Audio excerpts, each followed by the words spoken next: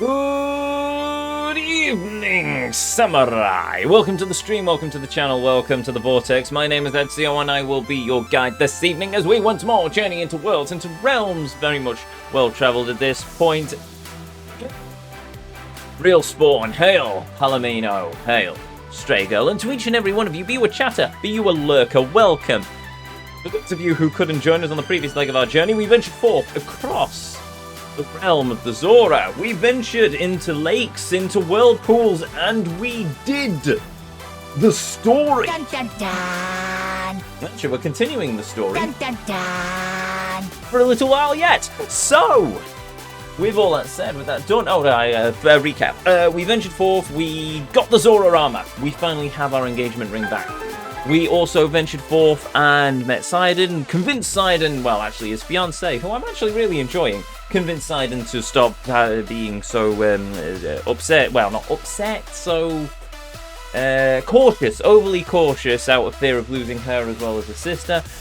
He is now back to the Sidon we know and love, though technically he already was. We met King Dorfian, who is still very much alive, though in a pretty rough condition, so hopefully he'll be okay by the end of the game. And yes, we've unlocked the Water Temple, kind of, maybe. We'll have it unlocked in the next 10 minutes or so. Well, with that said, come, join me as we once more step foot into the Vortex as we continue to travel and traverse the world, the realm of the Legend of Zelda Tears of the Kingdom. Our destination lays before us, the controls are set, and as always, the switch still needs to be turned on, so let's go! Shall we? That's the... Wait, what? Oh yeah, it's set! Ha! I just forgot where the button was. Marvellous! Boom, boom, boom.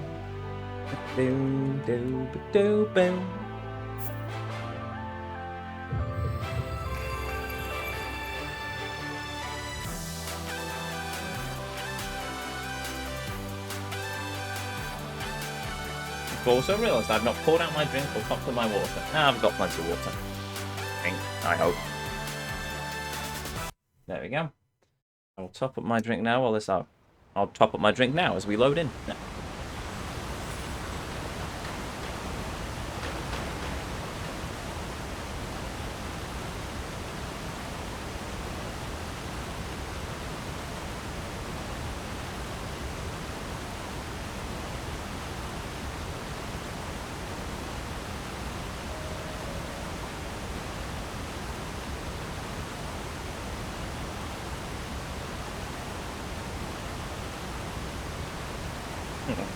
How did I find this evening's episode of Doctor Who, I assume?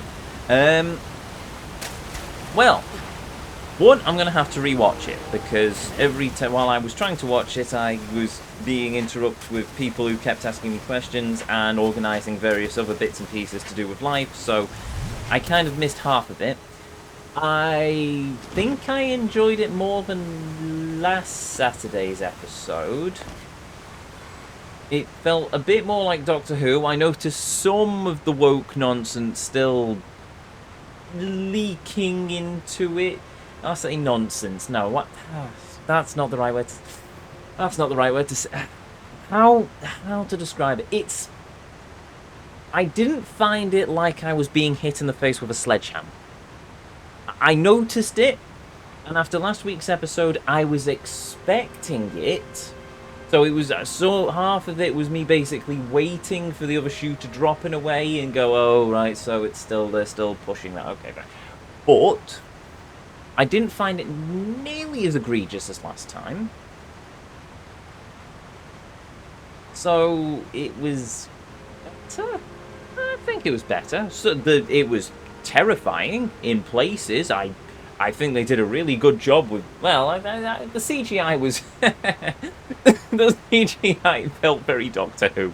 It wasn't like blockbuster CGI, but in fairness, Doctor Who's always had that sort of man in rubber suit aesthetic with its villains. So I'll take a bit of iffy CGI as part of the DNA of the show. I liked the robot. I thought the story was actually pretty clever. For what I noticed, they mentioned the events of Flux, which was fairly interesting, so they're not going to retcon that on the side and say, oh, the universe is fine. No, half the universe is still destroyed, so that was quite nice. Well, no, it's not nice, but it's quite nice that, well, it's not nice that they've included a Jodie Whittaker storyline, but it's nice that they've worked it in, so hopefully they have a way of working out of it, so we don't have half the universe destroyed in the Doctor Who universe. We'll see. Oh, in the end. No spoilers to the end, but the end, that was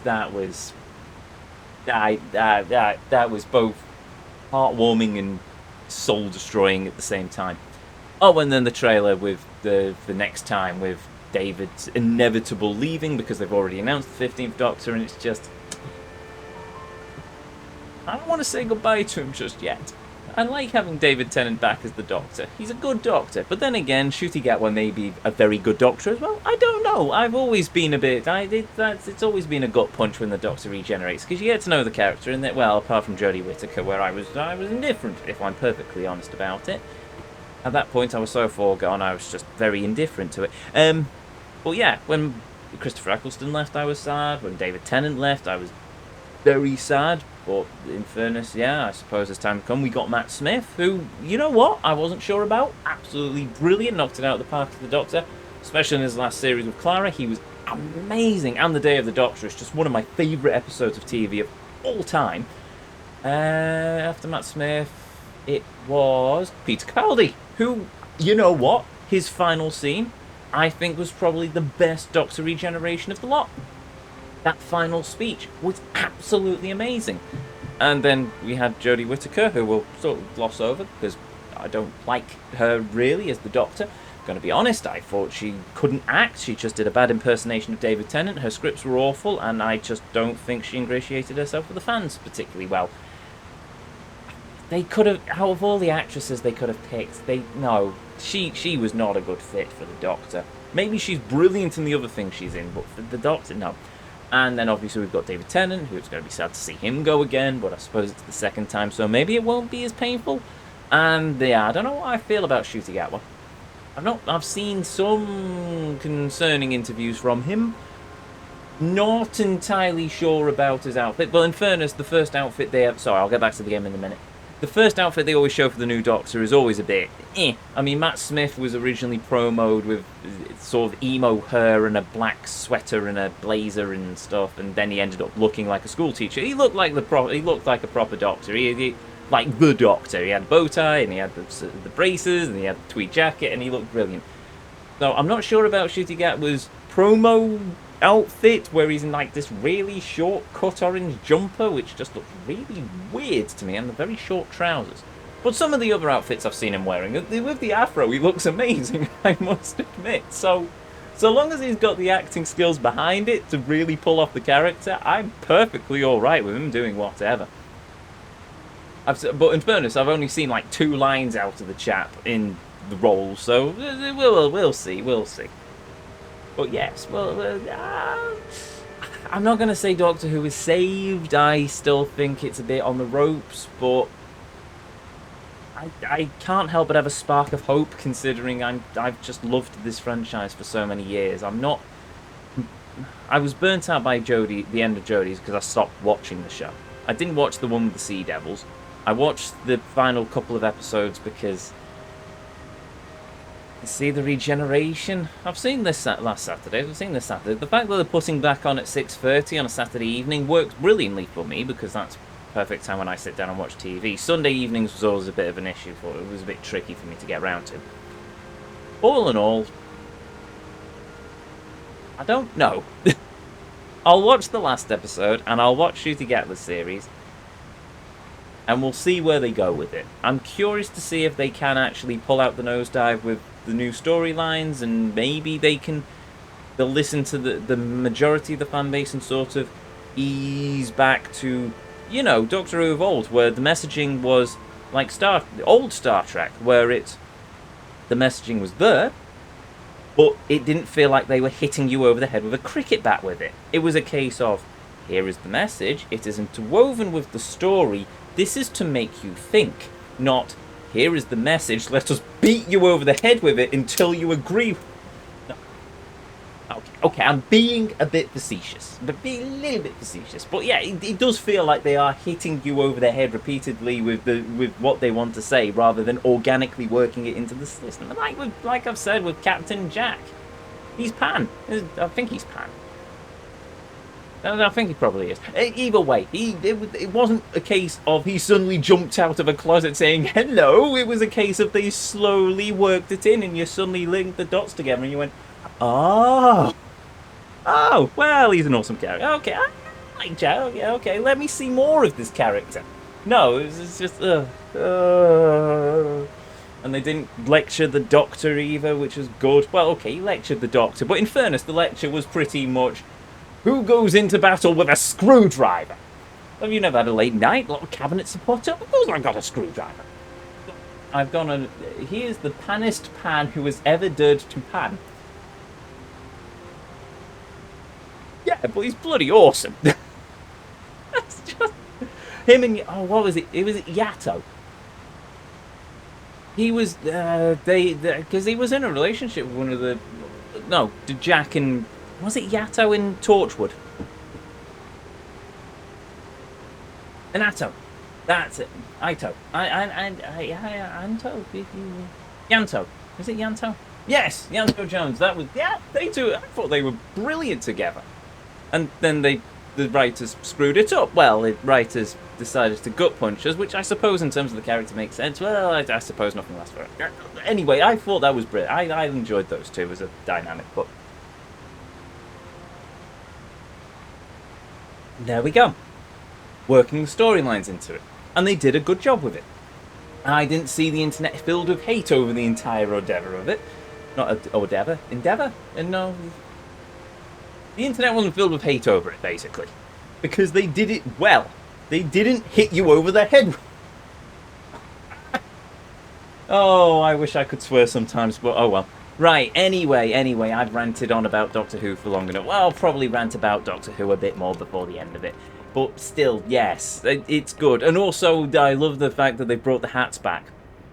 I'll get back to it, because that came, I mean, that's a classic Doctor Who thing, but they also had that in the episode, one of the Matt Smith episodes with Sea Devils, where the TARDIS ends up leaving because it gets shot at. So, yes, there's a precedence. They've tied into the lore of everything. I'm supposed to be looking for Sidon. I don't know where he's gone. He's disappeared. Well, while I look for Sidon...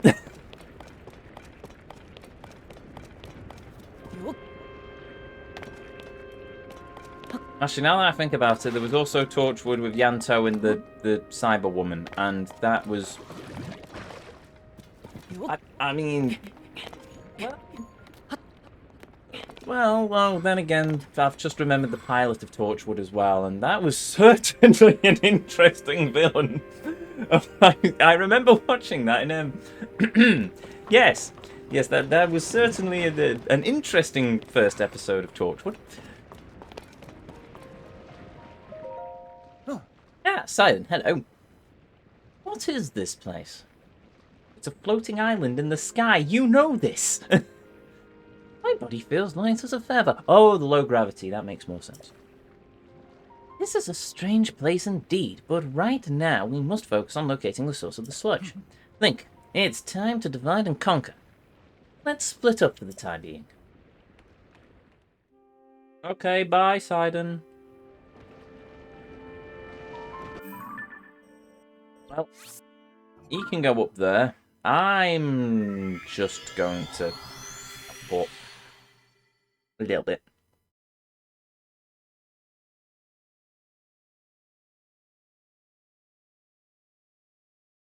But yes, oh, bugger, what have I just clicked? I'll close that. Still not sure about the bigger TARDIS design. Suppose it'll be based on what they do with it. Hopefully they've not just gone basically size over substance.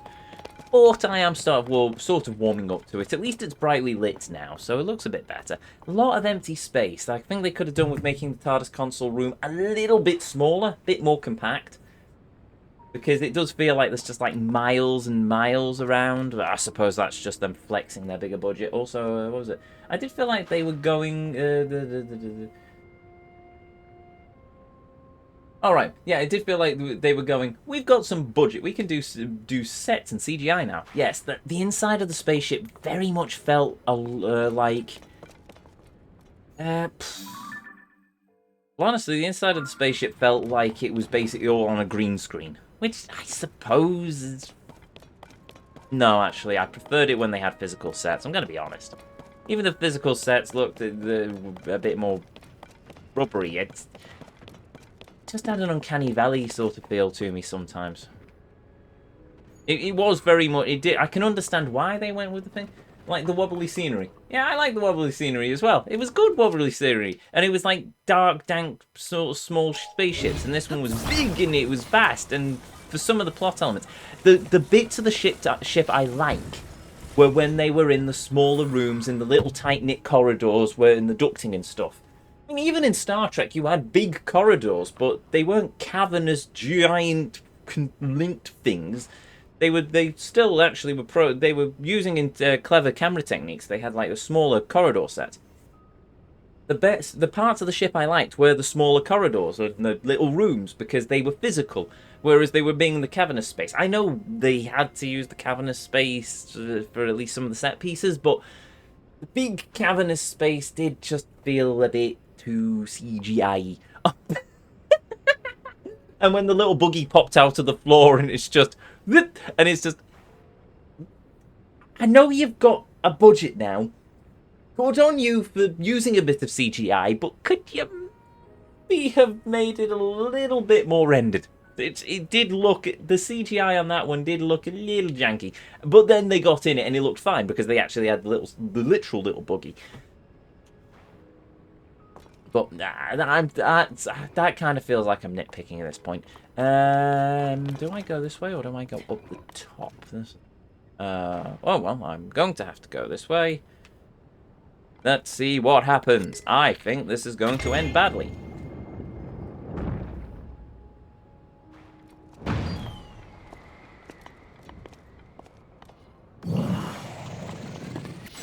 It did not end badly. That's good. Though I think I might want to change my Zora armor, as blasphemous as that is, for something a bit more upgraded. Especially if I'm going to... I suspect I probably won't need it as upgraded for the temple, because I suspect I'm probably overpowered, but yeah, I'll put it on when I fight these guys. Strong Zonite Longsword. Have I got a photo of you? No. What? I now do. I like the wobbly sets. So I still remember an episode of Faulty Towers where Basil smacks Manuel's head into the wall and it literally goes wibbly wobbly.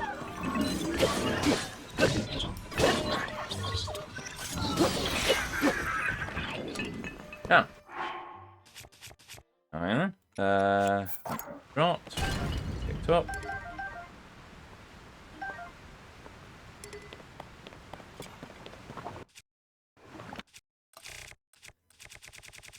Yep.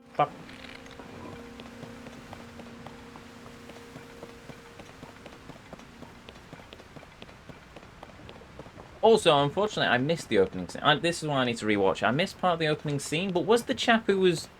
It opened with, in like 18 something, or was it 16 something? I don't know. 18?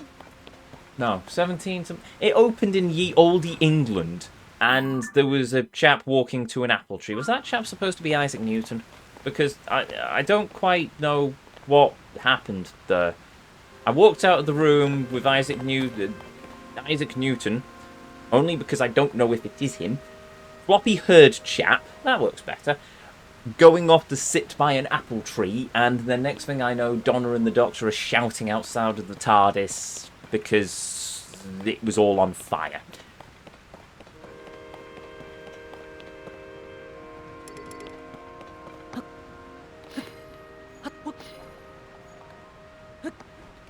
At which point I have to kind of question, was there even a point to that scene? Are they going to go back and fix the Mavity? The what now? Okay, I think I've missed something from the episode. What the Dickens is the Mavity? Okay.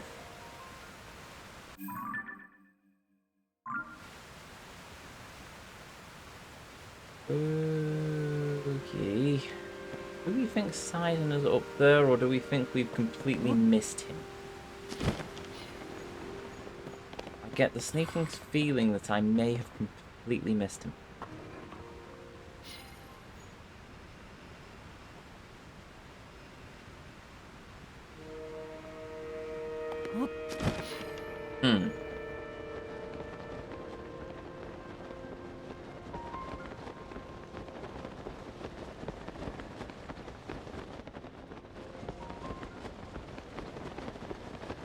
Oh, wait a minute. Is it a case that he has to purify the waterfalls for us to get up them?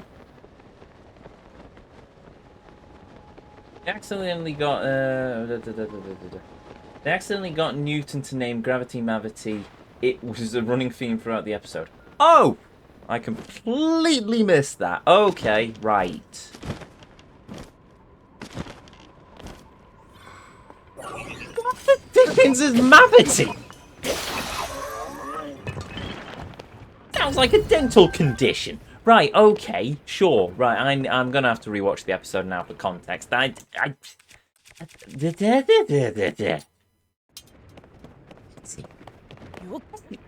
Good, okay, sure, running joke, fine. Oh, right, yeah. The name is Mavity.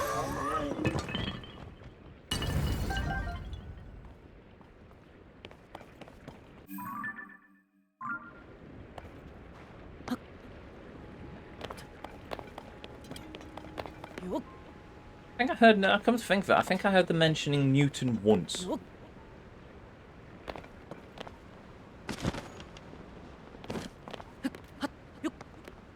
Which may or may not have turned into a, haha, the doctor is bi joke, but I don't really know. Once again, I was in the middle of two different conversations at that point. Yep. There's a box over there. And some soldiers. I think I may have broken the flow of this slightly. Should I go back to where I started and hope that I can find Sidon?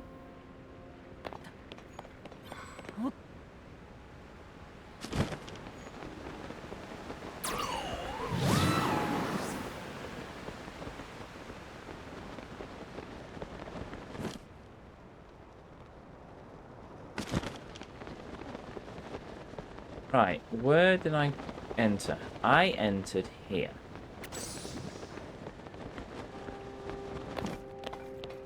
I think. I hope. So by that logic...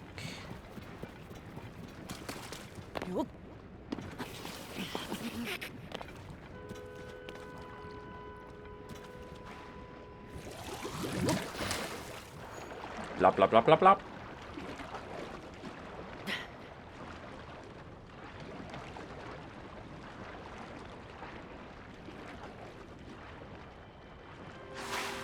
Yep.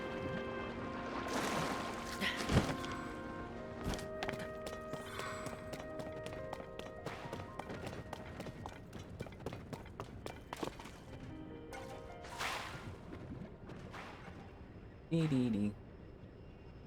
Are we going to go back and fix Mavity? You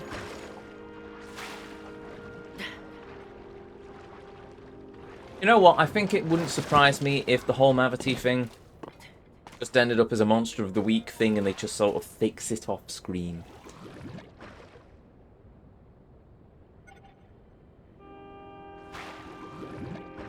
Apparently Mavity means the razor killer of farmers, so it's weird that they went with that name. Yes. Yes, it is a bit weird. I'm sure there's a rationale behind it, but I missed that part of the episode, so I couldn't tell you. No.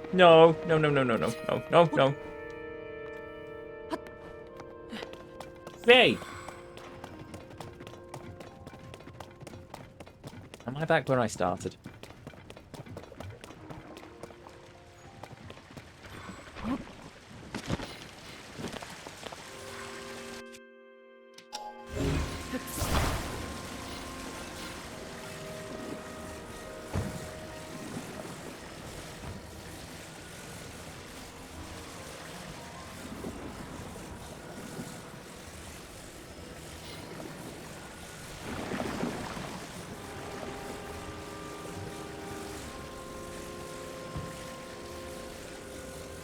Oh, they made a gravity reference and then they misheard them and... Okay, that makes sense then. Maybe it's a really clever joke and in Newton's original notes it is listed as Mavity. Or it looks like Mavity because of the cursive writing of the time. Who knows?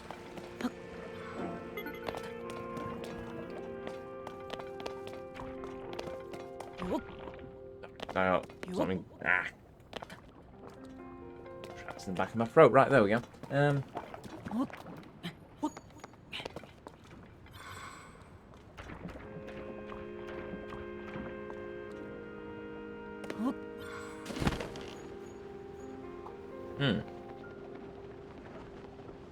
Do you think I was supposed to have carried the hydrant all the way here?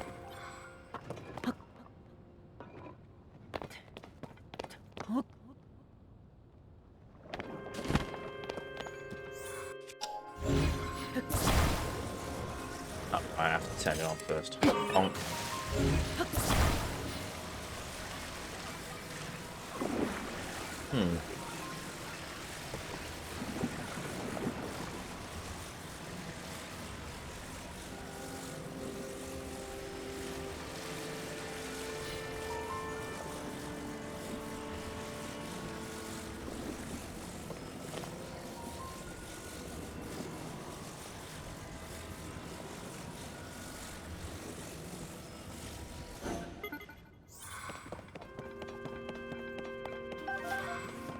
Why do I get the feeling I'm supposed to basically go ascend here?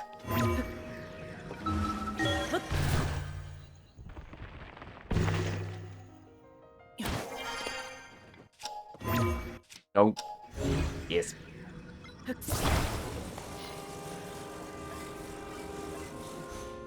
No! Oh, well, there we go. Bonk.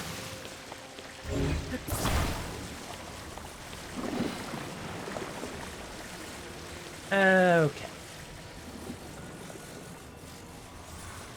Well, other than this turning into Super Mario Sunshine, I'm not entirely sure what I'm supposed to be doing. Right.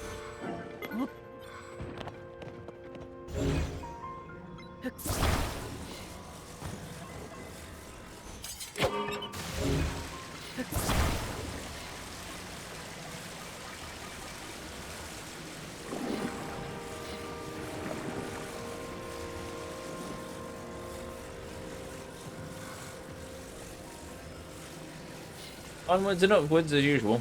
Ah, fair enough.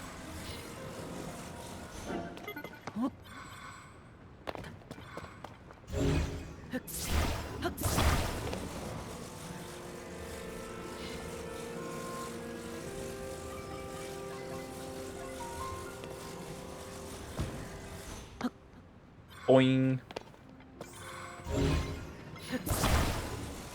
I assume at this point then Sidon is just waiting for me at the end. Makes me question how he's managed to get all the way up there, but anyway. But now I have a way back up if I fall.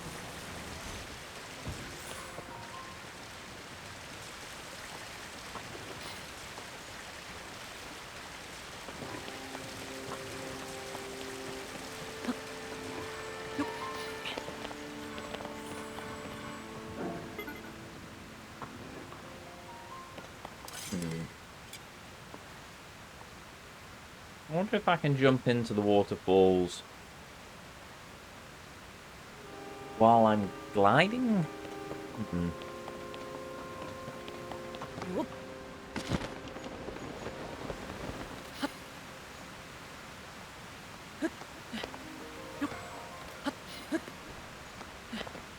that you need to farm. In which case, onwards and downwards. Wait, is there a dragon nearby? Nope. Upwards it is. No. Do I go for that one or do I go for that one?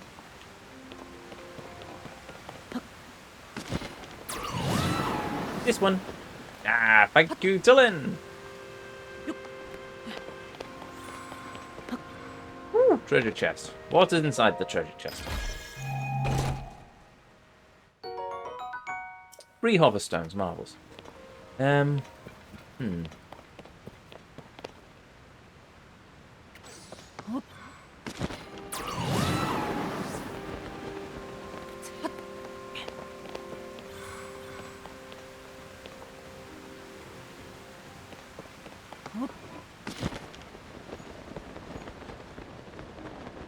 Once again, no idea if I've done this correctly or not, but piffle to it.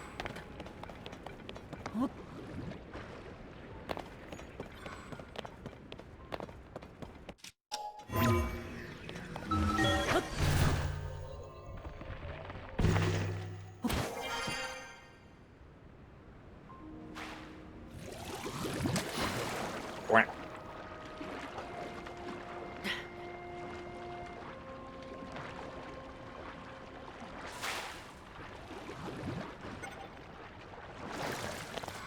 There we go. I'm literally back at the shrine I started at. Oh dear. Right, oh well.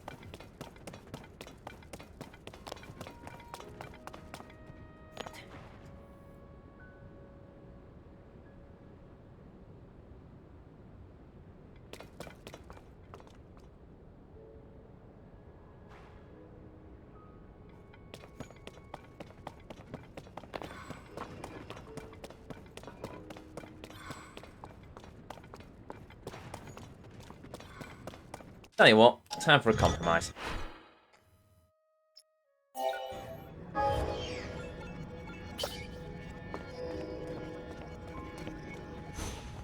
Come.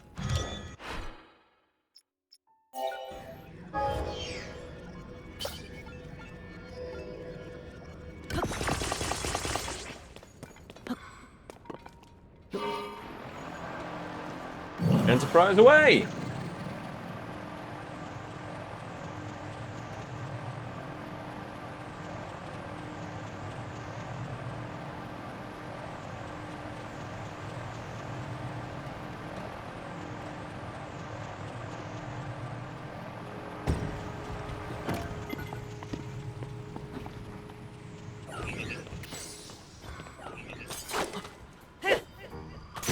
Ah. Well, that was completely futile.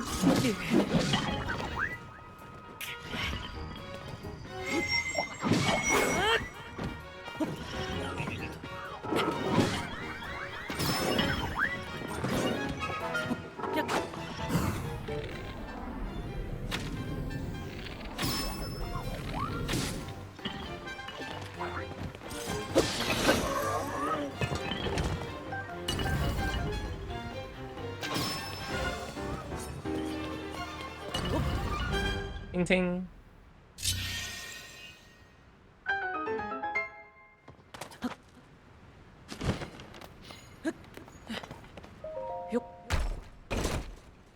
If the gravity's so low here, why did that not just go flying away?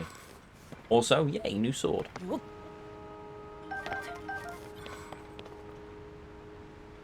Right, did the end? Ah, the Enterprise is still here. Marvelous.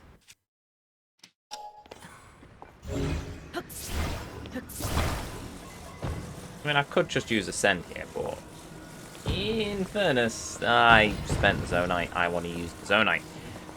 Bonk. And completely missed me plane. Up and away! Chaps! Won't be a kipper. I'll be back for breakfast.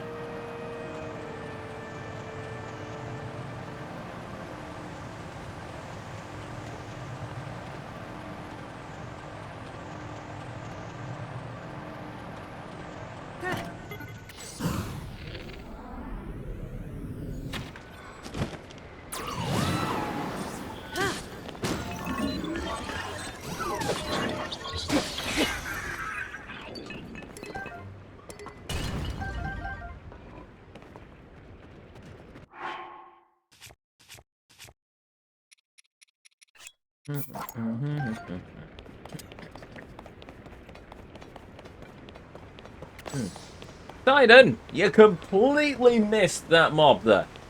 You do realise that I could have stubbed my toe or something.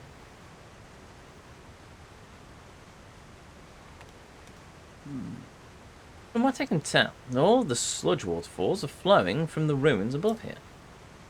In other words, if there is a source for this sludge somewhere, it must be... Link! Me? Once you are amply prepared, let us dive right in. I'm ready.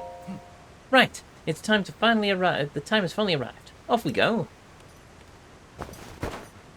Bloosh. Quickly put my engagement ring back on.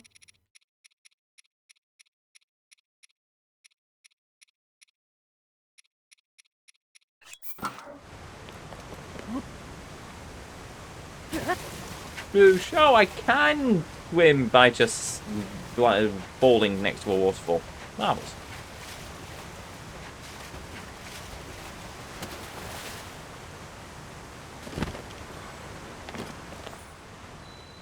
Water temple.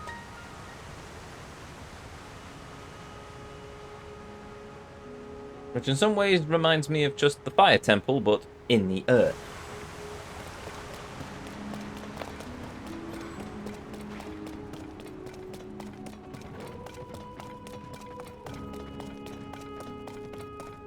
Also... oh, there's literally just 5 taps. Oh, gee, do we have to pour water into the tap? Okay. Sure. Right. Okay. How magnificent. To think such a structure was floating in the sky above our own Zora domain. Yes, I'm surprised nobody saw it all these millennia. Look.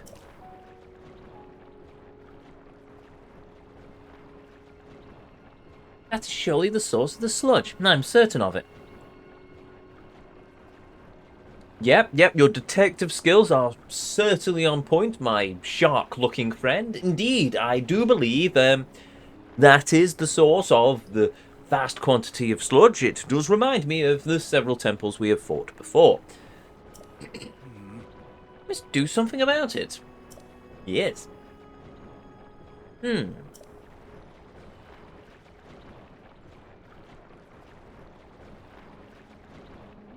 That's it. Think. Do you not see the giant stone elephants up there that remind me of my dear sister's Varuto? Varuta, even? Do you see it? Do you not? If we could only make use of that water. Black. Right, okay, yeah, we'll just wash the slime away. I'm sure nothing bad could possibly happen from us doing that.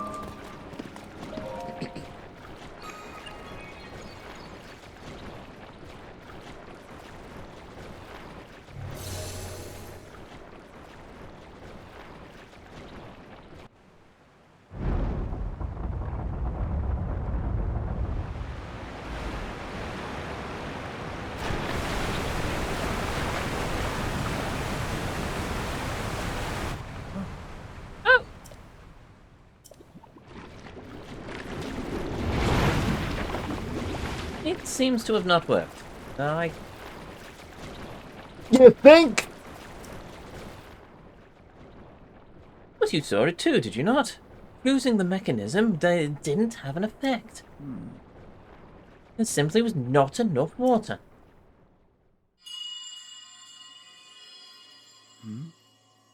That sound again. Cherished kin. This is the source of the pure waters of Zora's domain. Use your power to turn on the 4 faucets and you can collect water here.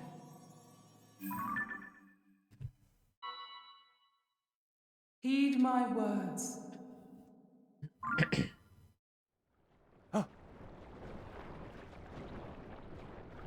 Question. If this is the source of the pure waters of Zora's domain, No, never mind. Never mind, my brain has just caught up with it. I'm guessing that the reason that this is the source of the pure waters of Zora's domain is that this ancient mechanism creates rain, and then the rain hits the ground below, and then that goes through the rocks and the water tables, and then it all pools into the dams, and then you get the waters from Zora's domain. Okay, that makes a certain amount of sense when one thinks about it. Oh, I concede. I concede, Nintendo. I concede that point to you. It happened yet again. Once this time, I heard the voice loud and clear. The 4 faucets I see, if we turn those on, we can acquire more water for the water vessels. Right, let us get to work, Link. Together, with our powers combined, there is nothing in this world that can stop us. We've got our best friend back. Yay! Right,